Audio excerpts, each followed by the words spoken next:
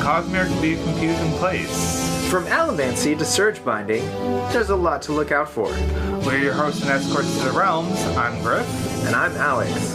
And this is the Silverlight Guide to the Cosmere.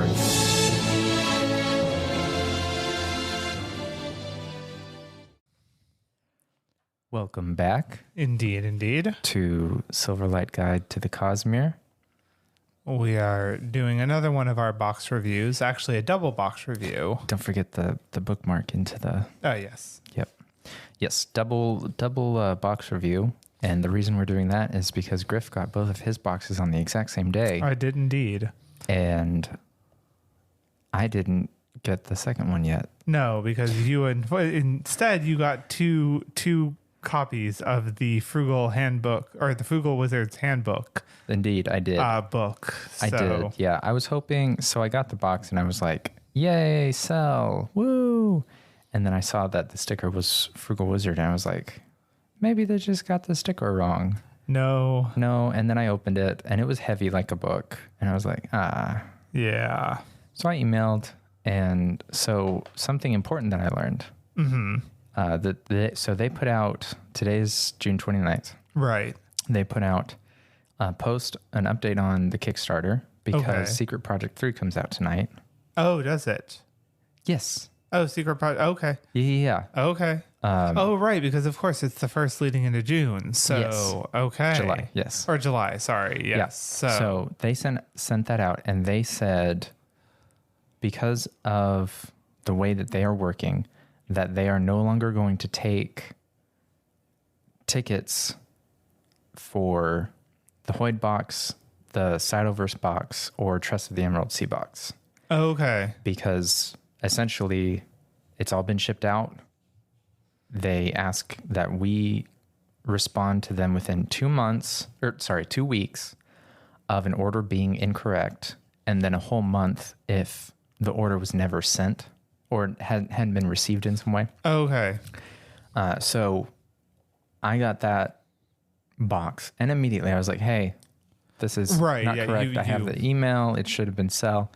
And so just anybody listening, if you are getting boxes and you're like, hey, my box is messed up, don't sleep on that. Right. Make sure you get on it promptly. They're very quick to respond in my case. So they're almost done. They are missing half of a truck of Frugal Wizard handbook. Okay. So there's still 10,000 copies that have to be sent out, but all 100 and whatever many already sent. Right. And I got mine, obviously. Yeah. And then, so Secret Project 3 comes out tomorrow.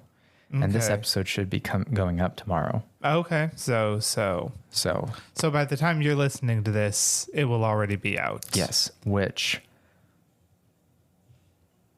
I am kind of excited. You should be very excited, okay. Actually. I have been... I've known the title of the book for a couple months. Right. I've because actually got it spoiled for you. I did. I actually know something about this book. Okay.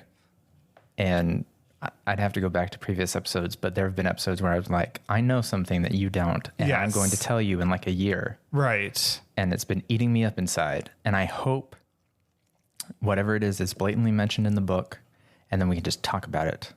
Okay. Otherwise, all right. I'm going to have to wait till our podcast to see your reaction. Well, to be fair. Okay. I usually pick up on things pretty quickly. Sure. Like connections. Yeah. So there's a good chance that even before the podcast, we can talk about it. Oh, sure. Because I have a feeling that I will stumble across it and know what you're referring to. Yes. So, I am looking forward to that though, because as much as I was critical of it on our podcast, but I did honestly enjoy the Frugal Wizard's handbook. Yeah, it was not my favorite of his books, but he does have a quality of writing, which means that no matter what he writes, I am going to enjoy it to some extent. I did enjoy it.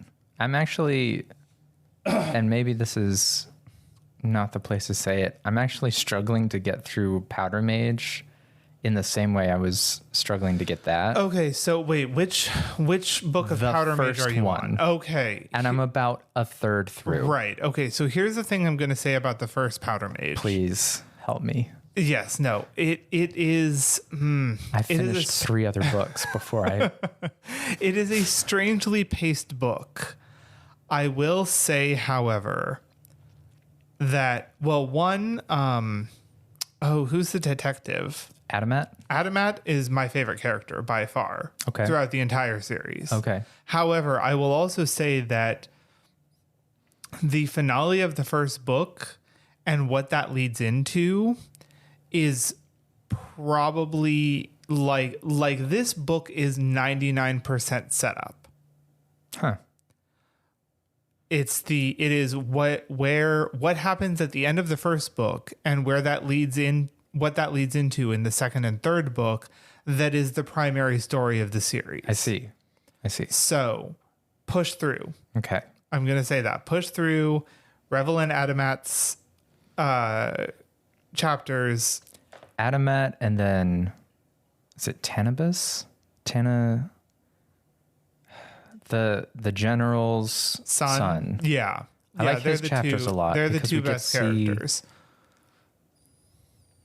This is not the place for it. No, we should probably talk about this on screen. But however, I will say push through. It's worth it. Okay. I think you're going to really enjoy the finale, and I think you're going to really enjoy what that leads into. Okay. So the Frugal Wizard's Handbook. We did maybe rip on it a little bit much, but not that it didn't deserve it. We're giving our honest reviews. Yeah, but we are. So the box, though, the book itself, yes, is amazing. Yes. And the book itself is amazing simply because that Steve Argyle put in doodles of, I believe it's Mervyn the Wizard. In the margins. In the margins of the book. So there are little vignettes and stories that happen to Mervyn and as you go along. Right. And I believe, like you said, or like we had talked about before, it is very unlikely that is in the paperback version. That is probably exclusive to this version of the book. So if you've been thinking, oh, I'm just going to grab the box that I really like, which Mistborn sold out already. I'm not surprised. The Cytonic and Hoy didn't sell out. No, I'm not surprised the Mistborn one did. One, because of the plushie. Yes. Two, I mean, Mistborn is... I'm going to say it's still probably the most popular of his series because as I'm not going to say in quality that it is the best. I still think that goes to the Stormlight archives, but I will say that people will find 1,000+ page books daunting. And so they are not going to probably jump into Stormlight as readily as they are going to jump into Mistborn. Yeah, I agree. So that sold out. So, if you're on the fence, or you're like, well, I got Tress and I don't know if I'm going to get Wizard, but I'm definitely going to get the next two. Buy this because the spines are all like, so far, the 2 books have been the same height. Right. All right. They've both been like a really solid color, right? The Tress being green, this one being blue. They have little logos for the book at the top and bottom, and then it's got the Dragonsteel logo. Right. So the two books together are very satisfying. So if you have a sander shelf, I would buy it. I would go ahead and buy it. I am going to say I would be very not frustrated per se, but like not being able to get the rest of all of his series in this style cover would be slightly frustrating. Like you're saying, like Mistborn and Stormlight and all of that. So this is very similar to the leather bounds from what I understand. Similar, yes. We've already talked about this. I'm never purchasing leather bounds. No. Not just because of the price, but because you put your beliefs in the world through your wallet. Yeah, in the US. Absolutely, yes. So I would, however, pay obscene amounts of money. That's what I'm saying. Like the leatherbacks are. Yeah. I'm not going to say they're not pretty. They are very pretty. They're very pretty. Well, if you handle them with like sweat or anything on your hands, that is the problem. Off. Yeah, that is the problem. Which I mean, that's the problem with leather in general, especially if it's show leather and not work leather. Right. But like you said, for a style of this, for all of the series, where it keeps them a standardized height, and then I don't care about width, obviously, right? But the same thing with the logos, because you could each have the planet logos in the area and stuff like that. I would pay quite a bit of money for a uniform collection like that. I would definitely back Kickstarters of this. I wouldn't expect him to do any kind of signed. No. For the last however long he's been doing, like they projected 50,000 copies of the leather-bound Words of Radiance.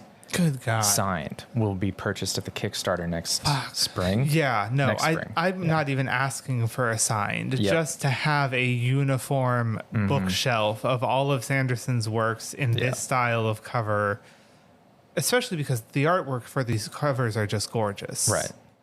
And so being able to see like Mistborn done in that style or Stormlight Archives done in that style would be so this is it. This is very attractive. So he makes like millions more dollars from the movies and TV shows. Right. And then purchases back the rights to all of his books.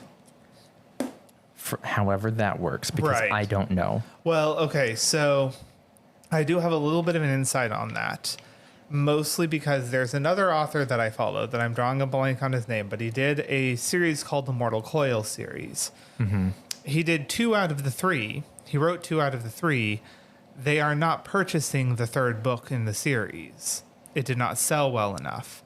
However, they are not selling him his rights back. Damn.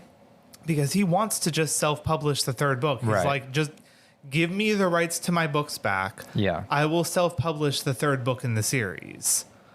And for some reason, they're not doing it. And I don't entirely know why. I don't know the ins and outs of that. However, I can confirm from that knowledge that yes, he has to purchase the rights back, but they do have to be willing to sell it. Right. And then Sanderson mentioned on blank. Dang it. What's intentionally blank? Yeah, I was about to say that you can copyright series names. You can't copyright book titles. Interesting. Right. So now, wait. What if that book title has a made-up word of your own in it? So what he was saying is that he can copyright Mistborn. He can't copyright The Final Empire.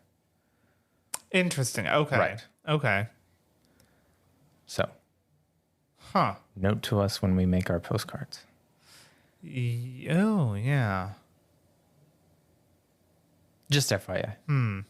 Interesting. But you can't copyright detritus because that's just a word. It is just a word, yes. Detritus is just, like you said, it's just a word.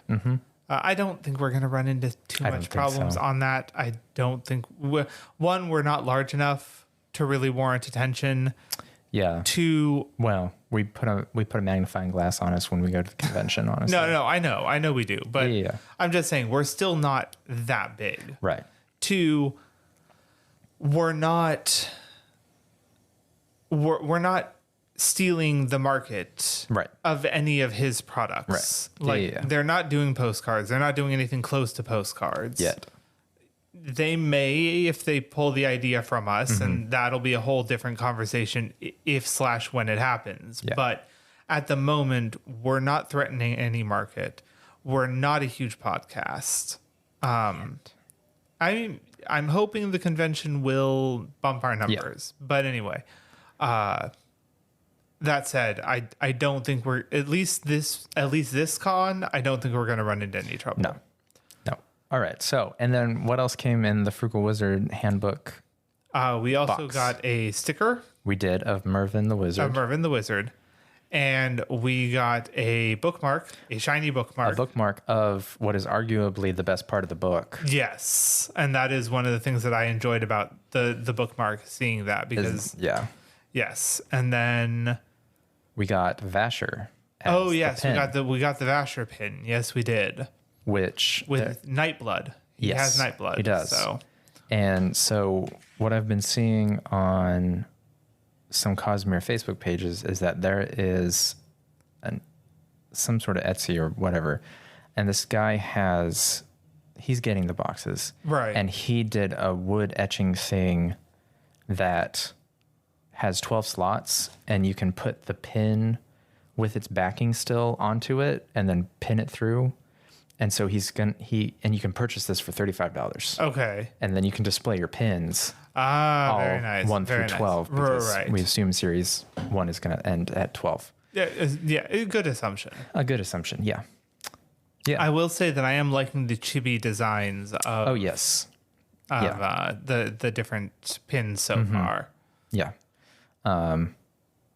Be warned, if you find that and it's dragon wood or something like that, there is actually a spoiler for something coming up. Okay.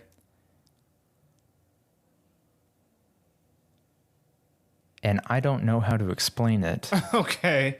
Well, here's the thing. Is it coming up in the next book that is releasing? So I'm going to say what I think it is. Okay. Because it's not actually spoilers. Okay. It's not. It's for some sort of merchandise. It's bookmarks. Okay. He does not have any kind of design there. Right. If you watch the Frugal Wizard's Handbook YouTube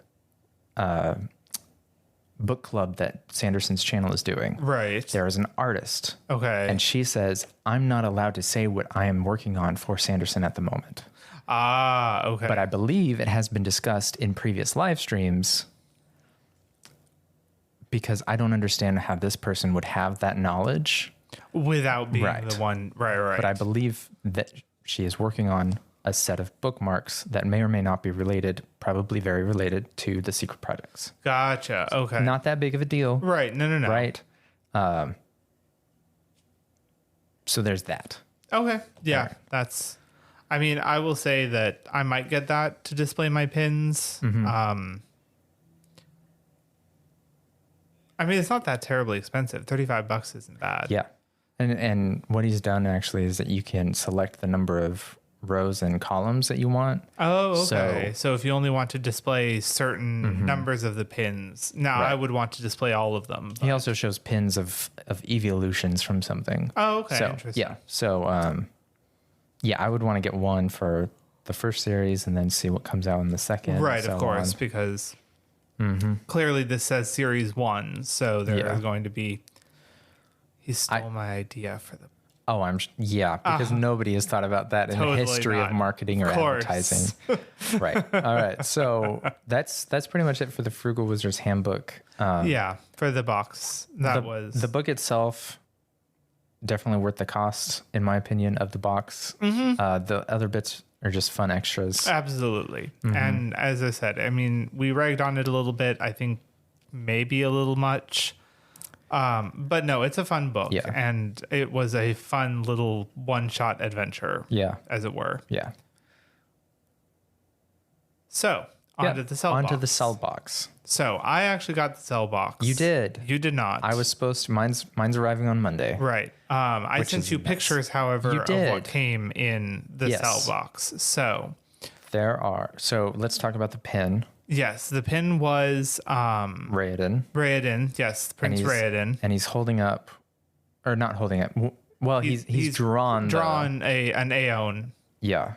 Yeah. I guess we could look up which Aeon it is, or somebody can tell us Yeah, via email. I don't know right off the top of my head, but I'm sure we could look it up. It did look like it was one of the magnets as well. Possibly.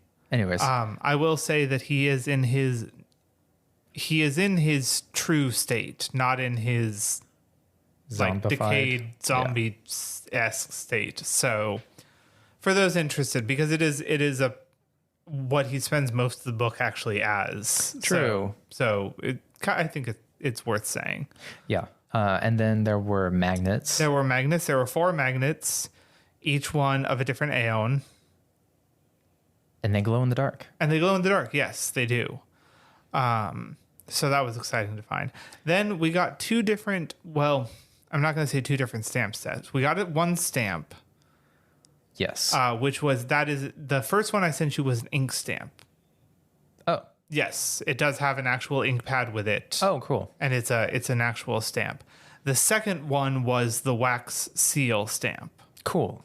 So, and the first one is actually a lot more complicated. I have a feeling it was actually supposed to be the soul stamp from the book. The second one is just the outline of the country, like we see in the chapter. I think the chapter markings in Emperor's Soul. I've only listened to it. I haven't seen the... I flipped through the book before. I didn't pick it up until I listened to the audio recording, but I have flipped through it. But anyway, it's the much more simplified style that is more associated with it. So that makes sense. Yeah, that's the wax seal. And then, as I said, the ink stamp, I believe, is supposed to be the actual Emperor's Soul, the soul stamp, the actual soul stamp. So cool. Yeah, that's really exciting to me. I have, and I don't think, well, I don't know how much it costs because it was given to me as a Christmas gift, is a whole set of different colored wax pellets that you can melt. Oh, neat. And then, because I have the dragon stamp, right? So on that front, the wax seal stamp does come with a stick of red wax and a stick of blue wax. Indeed. So I wanted to say that for the listeners because, I'm so excited. it does come with wax that I'm assuming. I don't know if it has a wick associated with it to melt it. I'd have to look. Okay. Yeah. Okay. I noticed it. Yeah. That said, you would probably want to get a spoon. Yes. Just that makes sense. for the, Yeah. Yeah. I mean, they have like, I've seen people that have had like really fancy wax setups for seals and stuff like that. And they'll actually have these electric heated spoons. Oh. Yeah. Like the spoon itself will be heated. And so it'll melt the wax, but they can also take the spoon and like they'll have honeycomb, like kind of these boards of wax, I guess, that are in a honeycomb shape. And the spoon will actually cut through because it's heated and you can scoop the wax up that way. Fancy. Yeah, it's very, very fancy.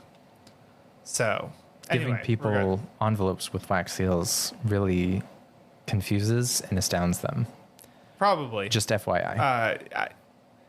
One of the things that I thought was really neat that I saw somebody do, this is just on a wax stamp thing in general, was somebody did a really, really fancy setup where they took the wax stamp of a piano. Okay. Did that in black wax. Okay. Pulled it up, cut it out of the round seal that it was in. Yeah. Then poured another gold wax seal with the piano stamp indent in it, and then placed the black piano wax stamp that they had originally done that they cut out into the indent on the gold one. So it was a gold wax seal, round wax seal with a black piano in it. That's excessive. It was very excessive, but it looked very nice when it was done. But seemed like a lot of effort to go through. Yeah, I mean, people take pride in that kind of thing. Yeah, they do. I think. No criticism of them. Yeah, no. I mean, like, I look at miniature building as one of those things, which is like, it's really, really cool, but the amount of time that goes into building like miniature, like model sets or whatever, it is insane. And not something I have the time nor the energy for. That's fair. But no, I mean, I think doing a wax seal in general would be kind of cool, and being able to have the stamp along with it is really neat. I like that. So it is. That's really cool. Yeah. So up next we have the Secret Project 3 box. Right. And then after that is Cosmere. Just Cosmere. Yeah, just Cosmere in general, which I'm curious about that one because we've had the boxes that have focused on specific planets thus far. I'm kind of curious what a Cosmere in general box is going to entail. Great question. I mean, I'm sure we will find out. I'm sure we will find out. There is no question about that. There is. It will just be interesting to see what they mean by it. Right, what they mean by Cosmere versus... Like, I wonder if it's going to have more of like things that display the planets as a whole, like the orbits of the planets and the different star systems and things like that. I don't know. I don't know either. But that's kind of where I would lean towards it, which is like instead of focusing on any one specific planet, they're going to have like maybe they'll have a magnet set of the different symbols for each of the planets. Oh, that'd be cool. Yeah, because they have the Nulthus, they have the symbols for each of the planets. Yeah. So I think that'd be neat. That would be neat. And then after Cosmere is the Warbreaker. Right. Yeah. Which I find even more interesting, actually. Oh, no, I'm sorry. I don't know where my brain went. Okay. No, but Warbreaker is going to be... Actually, Warbreaker I'm looking forward to. Yeah. Because I feel like as a POV character, what's his name? The Returned. Vasher? No. Lightsong. Lightsong Is actually probably one of my favorite characters thus far in like the entirety of the Cosmere. I think that his outlook on things and his kind of flippant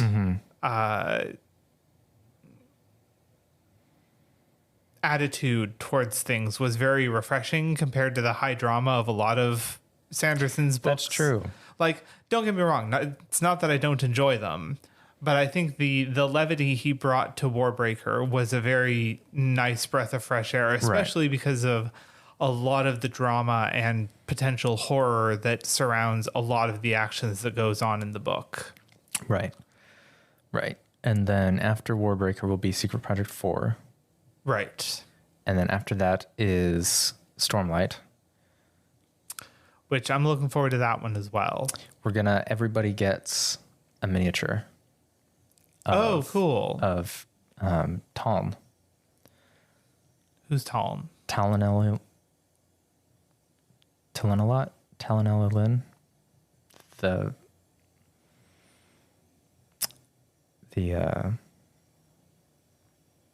Is it the daughter of Rock? No. That's Gift and Cord. Well, I thought that they had longer names though. No. Herald. The Herald that never broke. Oh, right. Yes. That Talon. Yes. Yep. Because the Stormlight Miniatures Kickstarter should start sending out end of August and so on. And one of their things was they're contributing a miniature of Talon to the Stormlight box. Okay. I was wondering if it was, I was actually, before you said that, I was going to ask if each one was random. No, specific for that. And then actually next month, sometime in July, we're going to get the digital STL files for Parshendi and Alethi and some Chol warriors. Not Chol neat. warriors, Okay. but Parshendi and Alethi warriors. So going to get my 3D printer back up and running. Yes. It's going to be exciting. Yep. I will look forward to that because that will be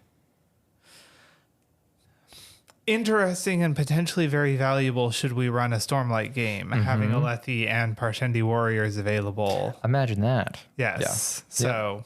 So being able to not mass print those, but print a few to use as like an enemy troop will be. Yeah. See, that's going to be where I think, just as a little aside here, really quick, to go off on a bit of a tangent.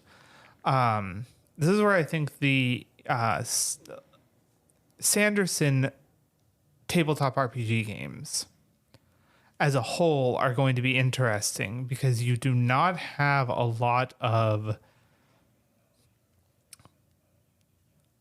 guiltless enemies to attack. No I mean, like, they talk about the white spines and everything like that, and I get that, but like there aren't zombies. There aren't Just break Elantris again. I mean, yes, I know, but what I'm saying is most of the enemies in Sanderson's books tend to be humanoid. Not humans per se, but humanoid. And so it's going to be interesting approaching a game from that perspective, which is every battle, I'm not going to say is even going to carry a certain risk to it, but it is going to be, you're going to have to play them with human intelligence for one. Two, there probably is going to be a frisson of guilt to any combat because you're killing people. Like you're always killing people, and they're not just mass faceless enemies that you can I mean, they're going to kind of be, but at the same time, like... Just paint everything black, and it's Midnight Essence. True. I will say, actually, Matt Colville actually dealt with this recently. He did a video about kind of this thing recently, which is he said, rather than assuming that there is a species of monster that is guiltless to kill, like take hobgoblins. He actually uses hobgoblins specifically. Mm-hmm. He said, rather than just assuming that all hobgoblins are okay to kill because they're sapient creatures, they have culture, they are not all the same, create a faction of them where it is guiltless to kill them. That's smart. Yeah, like he has the faction, the Blood Skulls. And he's like, I'm not saying all hobgoblins are evil, but the Blood Skulls will not give you quarter. They will not surrender. They are not willing to compromise. So therefore, this specific faction of hobgoblins, it is okay to kill because you know that they are not going to give you another choice. So in place of the Skullbloods, I give you Ghostbloods. And then was it Blood Skulls? Blood Skulls. Blood Skulls. In place of Blood Skulls, Ghostbloods. If you even look at Scadrial, they're coming after you. Well, I was thinking Scadrial specifically, depending on which era you're playing in. The Set is one of those factions that I think you can probably kill without much guilt. I would kill all of them because, as discussed in yes, you hate the Set. The Words of Radiance review, I think there are so many better names. I will say I don't deny, especially with the different hierarchy names of the like leadership positions. I feel like Set could have been given a better name. I loved it for the first 3 books, and then he added like 2 or 3 more intermediate supervisor names. Right. And like, not that it's bad. It's not actually bad. But for me, it took me out of fair. The immersion. That's fair. Every time I was like, I just graduated with a degree in computer science and mathematics. Yeah. Why are you making me relive this horror? No, I mean, I can see that because I actually had a situation, not really super recently, but with Sarah J. Maas's most recent.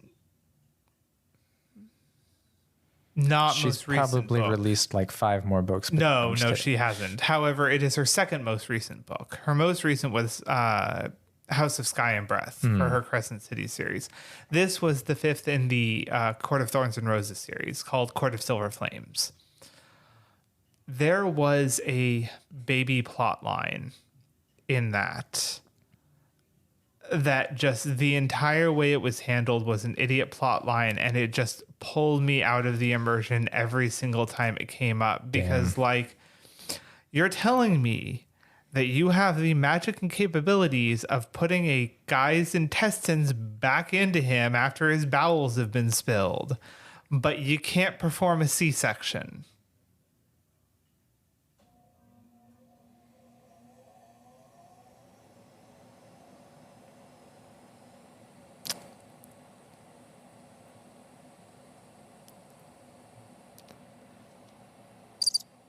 Yeah, exactly. It was just the amount of, as I said, one idiot plot line that had to be done, because the whole idea is that one of the main characters has a baby growing inside of her, and that baby has wings, and her physiology is. She conceived the child with wings while she was shape-shifted into a form that had wings. That was a very odd sound effect for that. It was magic. Yes. It's magical. However, she has thus far not stopped shape-shifting into that form. However, apparently that form has that species of fae has a specific anatomy set up to birth a child with wings, which a human body does not have. How much of a difference there really is between these two is up for debate. I bet it's a fair amount. That was awful. However, that all aside, apparently this means 100% death for both mother and child.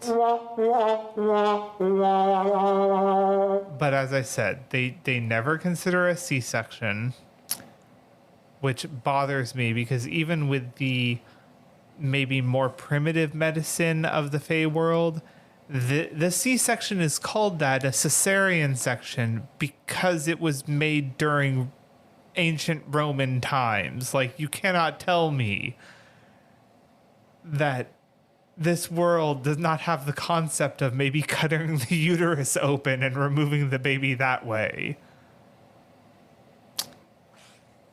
And on top of that, like, I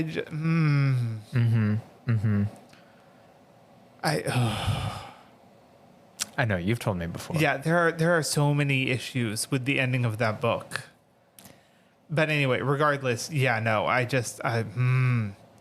it is decisions like that jerk you out of the narrative. That is just. Now, I will say yours is a rather unique case because of the fact that you just did a computer science degree. Yeah. And so you probably have a unique outlook on it that kind of breaks your immersion a little easier in the same way that I do with Cabin in the Woods, and knowing that hormones don't, or pheromones don't act that way, don't function that way. No. So that doesn't work. Joss Whedon was wrong. Yeah, well. Oops. Actually, you know what's surprising? On the Joss Whedon front. I know we're going off on a tangent. No, Where are we going? Where we're going with this is that Dr. Horrible surprisingly holds up, but not in the way that Joss Whedon intended it to. Okay. Dr. Horrible sing-along blog. Oh, I'm well aware. Right. At least once a year, I'll listen to the whole thing. Yeah, because here's the thing, and I don't know if he intended this ending or not, but this is the way that I read the ending, even back when it first released. I'm not talking about like recently on a rewatch, like even initially, was that Dr. Horrible's pursuit of villainy was what prevented him from getting the life that he wanted. Yes. He refused to accept the fact that he could live an ordinary life as an ordinary person and be content with that. He had to strive for greatness. And that was ultimately his downfall. And that actually holds up rather well, surprisingly. I don't know if Joss Whedon intended that to be the takeaway, but that was the takeaway for me. And I think that that story still holds up. And it doesn't actually have a whole lot of sexism. I'm not going to say there isn't a little, very intentionally on Captain Hammer's part, but that's also intentionally in there. The part that gets me is when the news reporter goes, "Next up, who's gay?" Well, that did not age well. That at the time I understood the joke because that was kind of the news's still attitude towards it at the time. But yes, that joke particularly did not age well. However, the creepy stalker fan club was pretty on the nose. It was. I'm not gonna lie. It was. So anyway, so the Cell book, I was quite happy. I liked the fact that it came out with a wax stamp. I was not expecting it. Because when I saw the first ink stamp, because that's what I opened first. Right. That's what I initially thought it was before I noticed the ink pad. Right. In that. But then I opened up the second box and I was like, oh no, here's the wax seal stamp. Sure. They should have included interchangeable or something, and just had one that was the chibi wax pin from Wax and Wayne. Clever. And that would have been hilarious. Actually, I'd like if he did more wax stamps like that, because I think having additional wax seals would be kind of neat. Yeah. I mean, at least for purchase on his store or something, that would be. I mean, I know that if I send any letters with that, they're going to be very confused when it turns into a table. Wow. That was a deep cut. Thank you. That was. Wow. Brilliant. I purchased a hardcover copy of Warbreaker and the Arcanum Unbounded. And very nice. They're coming in tomorrow. And so I will have the complete Hardback. Yeah, I'll have that'll be it for the Cosmere. I think my only disappointment, and I understand why they did it, but it is still a disappointment, is the size discrepancy between the novellas and the full novels. Because the novellas are much, much smaller. Yep. So that is unfortunate. Yeah. I agree. I kind of feel like if I ever have the amount of bookshelves I would like to have. Yes. What I might have is the hardbacks of the Cosmere on the first shelf. And then beneath them, there will be empty spots. And the novellas will be on a shelf beneath, vertically paralleled where they're supposed to be on the line, but on a lower shelf beneath, because the difference in heights does bother me. Yeah. I might have to do the same with White Sand, because that is a graphic novel. I need that. Yeah. So for the 3,000 of us still holding out for the deluxe editions and the 1,000 of us still holding out for the signed deluxe. They have received the pallets of goods. Okay. Or at least the initial ones, and they look good. So they're going to start. So this is the first time in this whole thing that I've left a comment on their update, because I was confused. And the reason I was confused is, and I think you'll agree with me here. Right. They said, once we have finished replacing the signed copies, we will start to send out unsigned copies. It's like, cool. I understand what you're going for here. What about the signed copies you haven't sent out? Like, we could assume that in that update, they meant we're going to replace the signed copies for those who want to replace it. Right. Then we're going to send the other signed copies, and then we're going to send unsigned copies. I'm assuming that's what you would.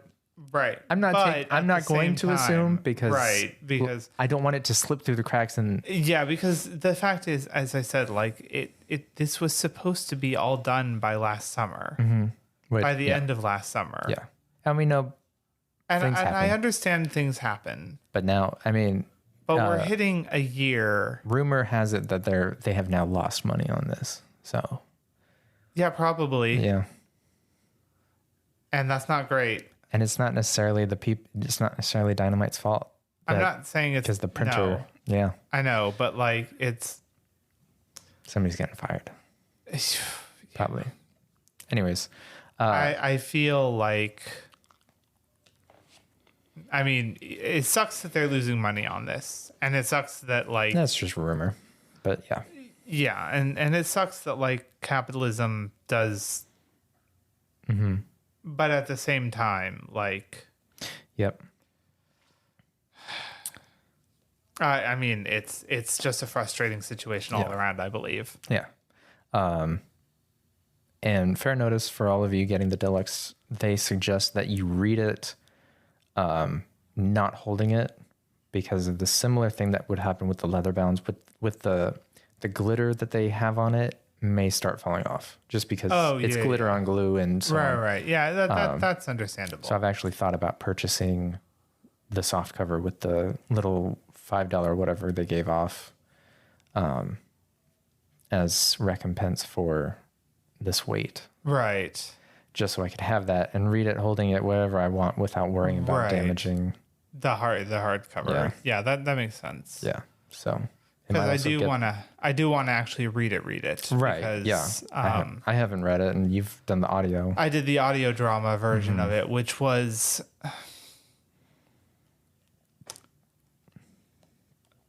I don't remember if I actually covered it on the podcast before, but I know I said it to you before, which was the dialogue was definitely Sanderson. Yeah. The descriptions most definitely were not. And I don't blame them for that. Like the initial description actually was because Sanderson released a single chapter of the written version before it was decided to turn it into an audio or into a graphic novel. He did actually write out the first. Yeah. I don't know if it was the entire first chapter, but he at least wrote a section of it out before it was decided to turn it into a graphic novel. Yeah. So they did use that description that he had written out in the in the area it was appropriate to use it. But then they went more, I guess, generic description from that point forward. Oh well. And it wasn't bad. Yeah. I enjoyed it immensely. Still, I enjoyed the story, but I think I will be kind of interested to see it as a graphic novel, Sure. and not have that kind of weird juxtaposition. That's fair. Yeah. So, You haven't experienced White Sand at all yet, have you? No. No. Okay. No. So, I think you'll enjoy it. Probably. So. Cool. But yeah, I think that's our box review. Plus a whole bunch of tangents. But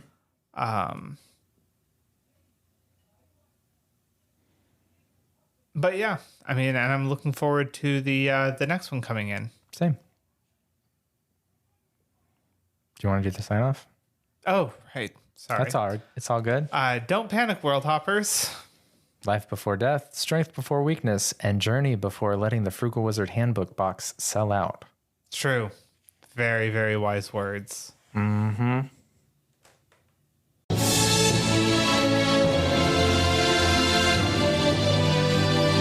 music you hear is Part 3, The Spirit, from Zavadilla's The Music of Elantris, produced by B-Roll Records. Available now on Apple Music, Spotify, and most music providers.